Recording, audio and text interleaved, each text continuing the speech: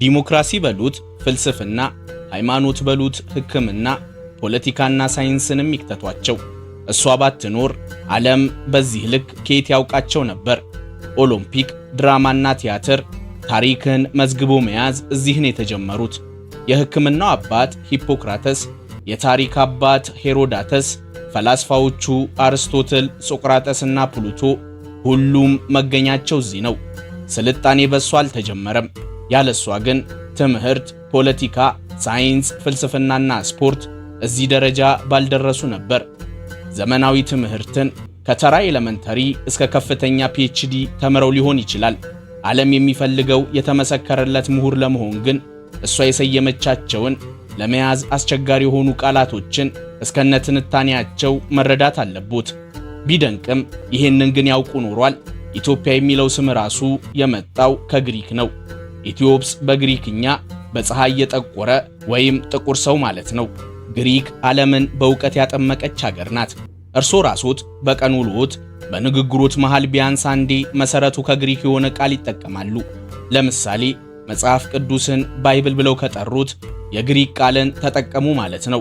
ዲሞክራሲ፣ ኦሎምፒክ፣ አልፋቤት ካሉማ ግሪክኛን አቀላጥፈው መናገር ጀምረዋል ማለት ነው። ሌላም ቃል እንጨምሮት ለነገሩ መማሮት ለመቼ ሆነና ከሞላ የግሪክ ቃል የተወሰነ አይጠፋውትም፣ ያውም ኢትዮጵያዊ ሆነው።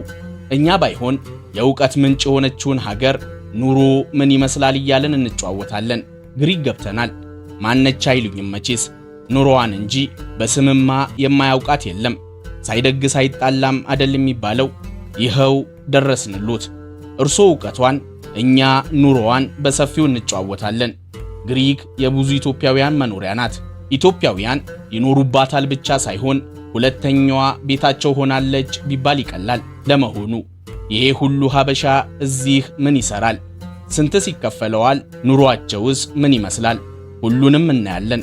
ዋና ከተማዋን አቴንስ፣ ውቧን ከተማ ሳንቶሪኒ፣ የመጽሐፍ ቅዱሷን ከተማ ተሰሎንቄ የኛ የሆኑ ያህል እንጎበኛቸዋለን። መልካም ቆይታ።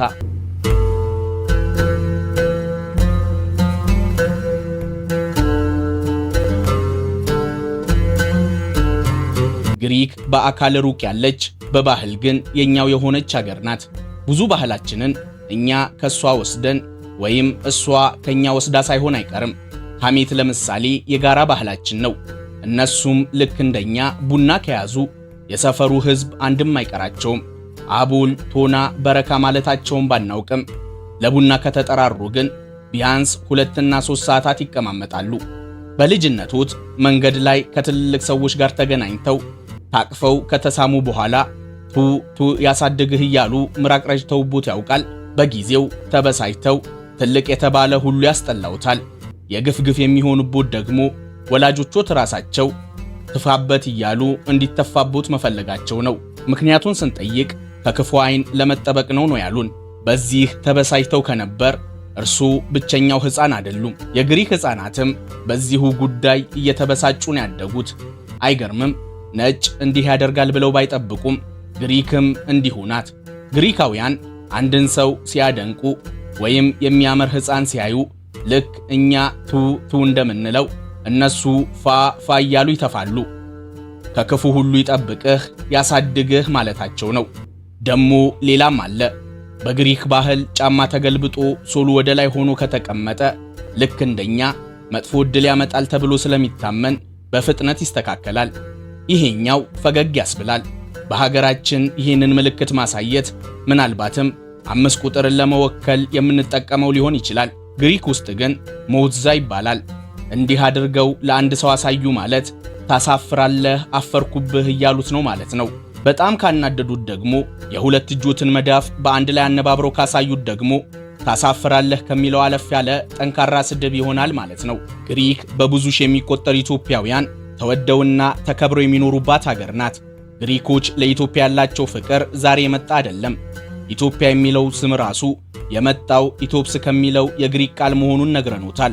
ኢትዮፕስ የሁለት ቃል ድምር ሲሆን ኢቶ ማለት የተቃጠለ ጠቆር ያለ ማለት ሲሆን ኦፕስ ደግሞ ፊት፣ መልክ የሚል ትርጉም አለው። አንድ ላይ ባጭሩ ጥቁር ሰው ይሆናል ማለት ነው።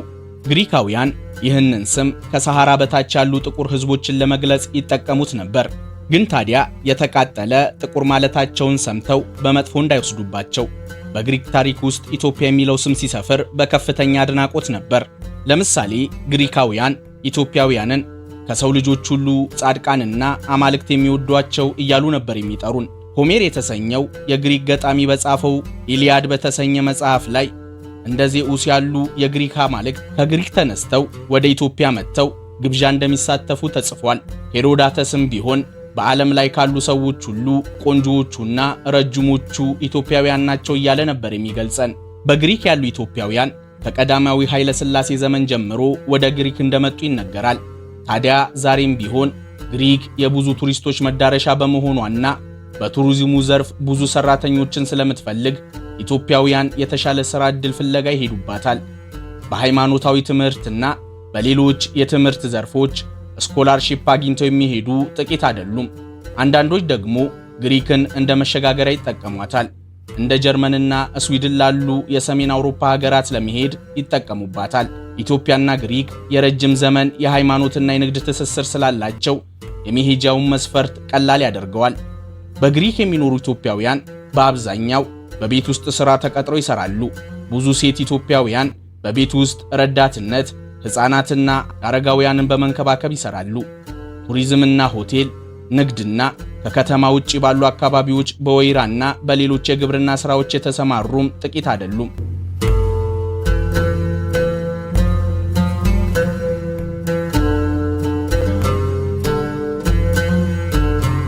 ግሪክ ከሌሎች የአውሮፓ ሀገራት አንጻር ዝቅ ያለ ደሞዝ የምትከፍል ሀገር ናት።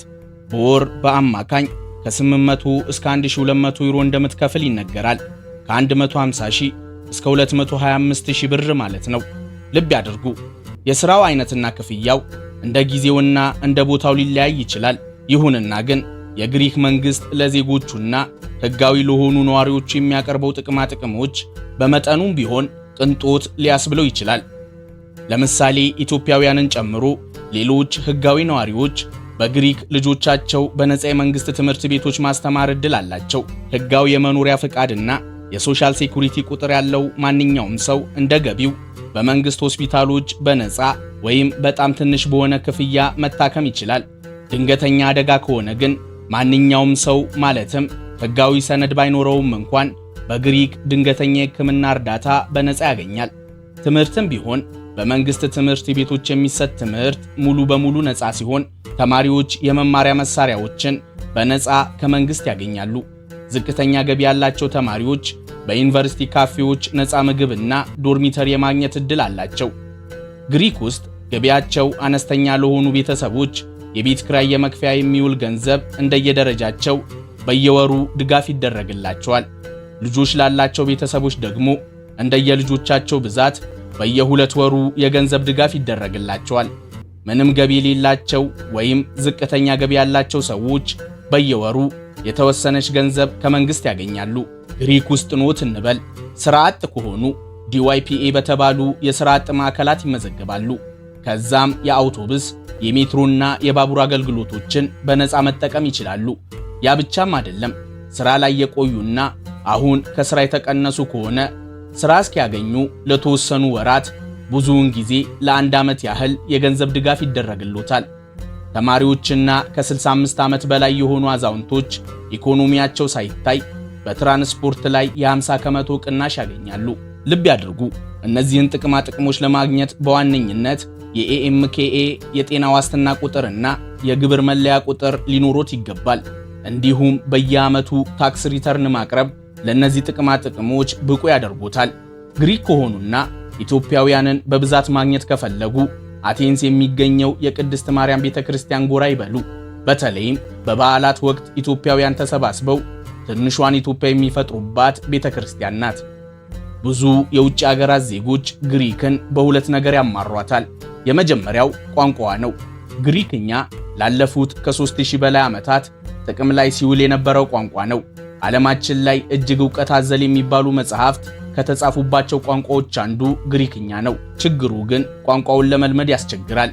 ሌላኛው ግሪክ ውስጥ ሕጋዊ ሰነድ ማግኘትና ማደስ አንዳንድ ጊዜ ረጅም ቀጠሮን ሊፈጅ፣ ቢሮክራሲው ሊንዛዛቦት ይችላል።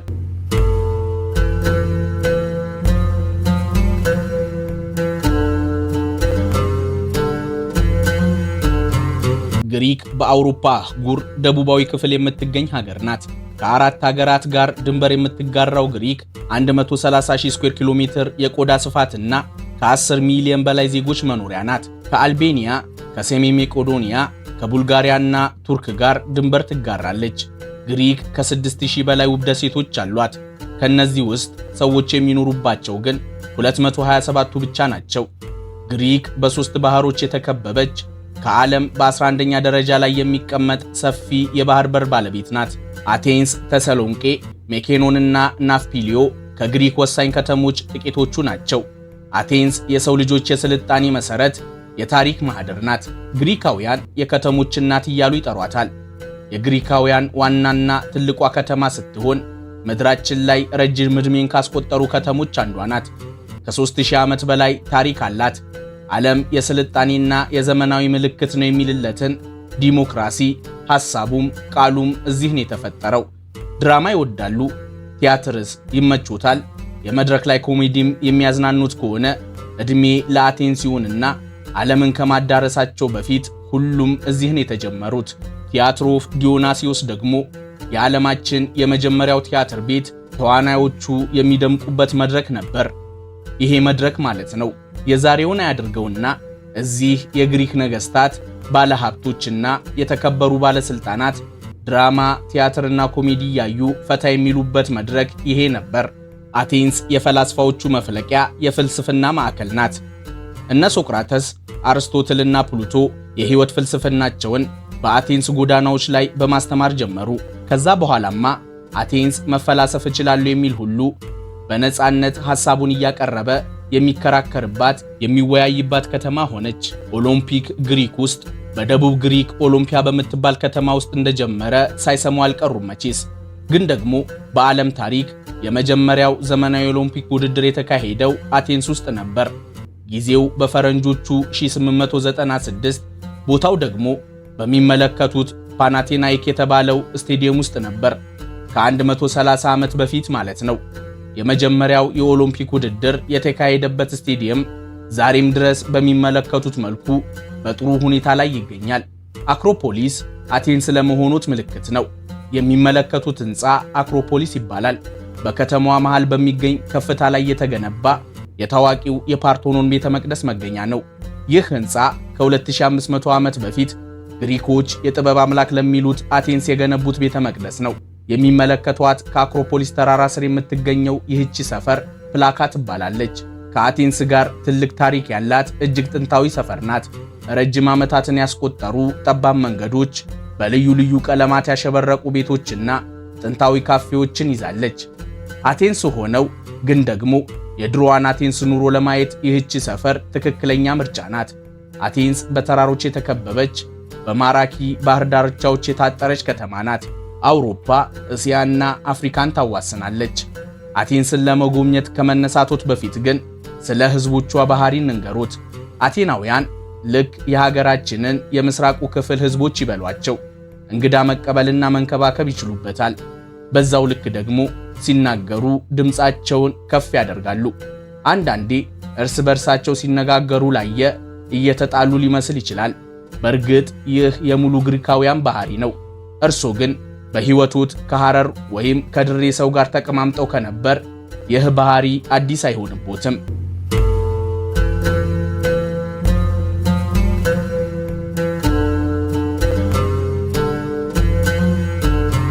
ሜኬኖን የግሪክ ኮከብ ናት።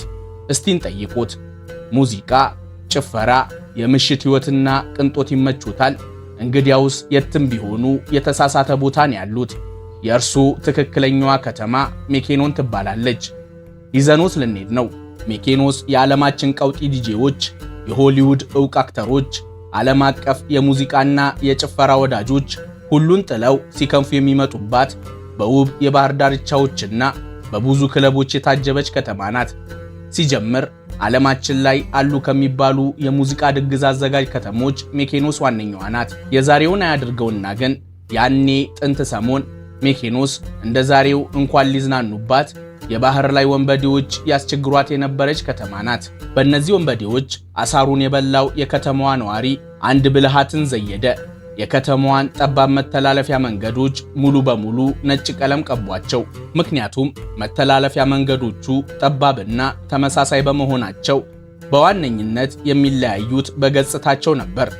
ድንገት ሁሉም ነጭ ሲቀቡ ግን ወንበዴዎቹ አንዱን ከሌላው መለየት ተስኗቸው ግራ ተጋቡ። ዛሬ ላይ ዕድሜ ለነዋሪዎቿ ዘዴ ይሁንና ከተማዋ ነጭ ቀለም ለብሳ የደስታና የሰላም ምልክት ሆናለች። ሚኪኖስ ሞቃታማና ነፋሻማ የአየር ጸባይ ያላት በ16ኛው ክፍለ ዘመን በተገነቡ ዊንድሜሎቿ የምትታወቅ ከተማ ናት። ከተማዋ ግን አንድ መጥፎ ጎንም አላት። እነሱ በዓለማችን የሰዎችን ነፃነት ከሚያከብሩ ከተሞች አንዷ ናት ይሏታል። እኛ ግን የባለጌዎቹ መንደር ብለናታል። እነሱ ነፃነት የሚሉት በከተማዋ ኤልጂቢቲዎች በነፃነት የመኖር መብት ስላላቸው ነው።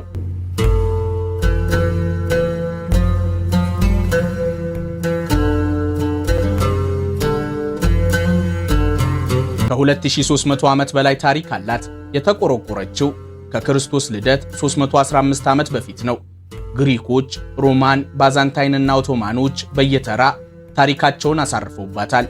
የሚመለከቱት ለምሳሌ ሮተንዳ ይባላል። ሮማኖች ገነቡት፣ ቤዛንታይኖች ቤተክርስቲያን አደረጉት፣ ቱርኮች ሲመጡ መስጂድ አደረጉት። ዛሬ ላይ የሦስቱንም አሻራ የያዘ ሙዚየም ነው። የት ነን አላችሁኝ? መንፈሳዊ ኖት? እንግዲያውስ ተሰሎንቄ የሚል ስም አይጠፋውትም። ያቺ ተሰሎንቄ ማለት የሚመለከቷት ከተማ ናት። የግሪክ ሁለተኛዋ ትልቋ ከተማ ስትሆን በታሪካዊ ቅርሶች የተሞላች የወጣቶችና የተማሪዎች ከተማ ናት። ታዋቂው የአርስቶትል ዩኒቨርሲቲ መገኛው በዚህች ከተማ ነው። ምን ያህል ታሪክን እንዳሳለፈች የሚረዱት የቤዛንታይን የኦቶማንና የአይሁዶቹን ቅርስ በየቦታው ቆሞ ሲመለከቱ ነው። የሚመለከቱት ለምሳሌ ዋይት ታወር ኦፍ ተሰሎንቄ ይባላል። ኦቶማኖች ከተማዋን ሲቆጣጠሩ ያስገነቡት ወታደራዊ ማማ ነው።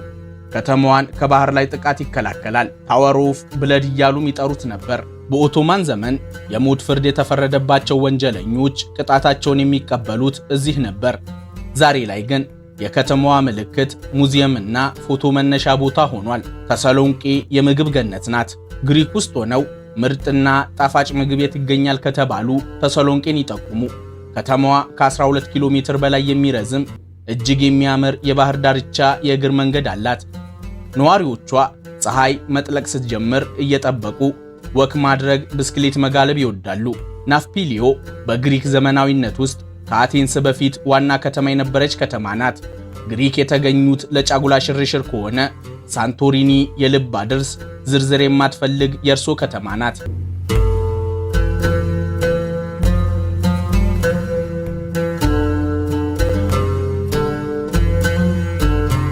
የግሪክ ኢኮኖሚ ባለፉት 10 ዓመታት ውስጥ ብዙ ውጣ ውረዶችን ያሳለፈ ቢሆንም በአሁኑ ወቅት ግን በአውሮፓ ውስጥ ካሉ ፈጣን የኢኮኖሚ እድገቶች አንዱ ሆኗል።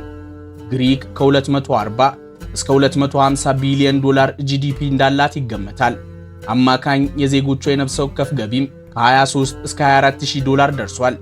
ቱሪዝም የግሪክ ኢኮኖሚ የጀርባ አጥንት ነው። ግሪክ በዓመት ከ30 ሚሊዮን በላይ ቱሪስቶች ይጎበኟታል። በዚህም የጂዲፒዋን 20 ከመቶ ታገኛለች። በባህር ላይ የትራንስፖርት ንግድ ግሪክን ከዓለማችን የሚያህላት የለም። ግሪካውያን በዓለማችን የትኛውም የውሃ አካል ላይ ከሚቀዝፉ መርከቦች 20 ከመቶ ለሚሆኑት ባለቤትና አስተዳዳሪዎች ናቸው። ይህ ዘርፍ ለሀገሪቱ ከፍተኛ የውጭ ምንዛሬን ያስገኛል። ግሪክ በወይራ ዘይትና በወይራ ፍሬ ምርት ትታወቃለች። የወይራ ዘይትን በማምረት በዓለም 3ኛዋ ናት። አይብ በሰፊው ወደ ውጭ ትልካለች። በገፍ ኤክስፖርት የምታደርጋቸው ጥጥ፣ ትንባሆና ፍራፍሬዎች ሲጨመሩ ኢኮኖሚዋን ከፍ ያደርጉታል። ኢነርጂና ማኒፋክቸሪንግ ሌላኛው የግሪክ የኢኮኖሚ ምንጮች ናቸው። በዋነኝነት በእነዚህ ዘርፎች የምትመራው ግሪክ በዓመት የ2 ከመቶ የኢኮኖሚ እድገት ታስመዘግባለች። ይህም ከአውሮፓ አማካይ የኢኮኖሚ እድገት በላይ ነው። እንደ እውነታው ካየነው ግን ለአውሮፓውያኑ ስልጣኔ ያስተማረችው በአንድ ወቅት ሀብታምም ሀያልም የነበረችው ግሪክ የዛሬው መገኛዋ የሀብታሞቹ ተርታ መሆን ነበረበት።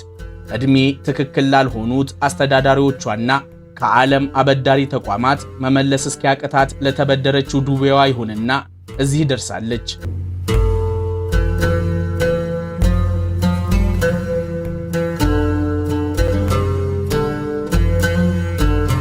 የዛሬው ፕሮግራማችንን በዚሁ አበቃን። ሰላም።